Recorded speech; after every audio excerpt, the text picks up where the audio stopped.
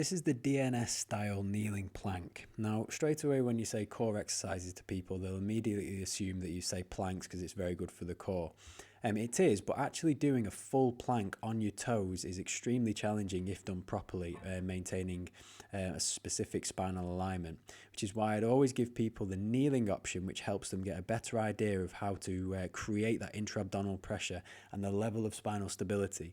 Now, this is a strengthening exercise to a degree. However, it's more so going to be about the feeling and the sensation that you're able to create, and then how you replicate that again. So basically, the feeling that you get in your trunk in this position is what you want to be able to replicate in a standing position with weight in your hands or on your back. So as you can see here, I've retracted my shoulder blades and I'm trying to create as much stability through the mid to lower trap fibers here. My chin is tucked and I've aligned my head so my head is directly over thoracic. Elbows are slightly out to the side and I'm on the outside of my forearms. Everything is nice and stable, creating a base through the elbows, through the shoulders here and through the hands with the palms down. Now at the moment my hips are sunk down into the floor, so there's a lot of bend in the lumbar spine here.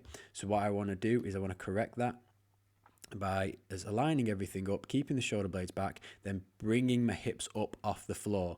Now at the moment the weight is either going through my knees, so ensure you have a mat for comfort reasons, or it's going through just the top of my thighs, so just above the knee in this position here. If there's any discomfort in the knees, then obviously you want to change your position, but the main thing here is I've now aligned my pelvis so it's parallel to the rib cage, and I've pushed my belly button up and I've got a perceived flat back. It doesn't necessarily mean my back is completely straight, I would not be able to know that, but what I want to do is mainly tuck, engage the rectus femoris, so the rectus abdominis, so the abdominal muscles, bring that hip anteriorly up towards the sternum and lock that position in.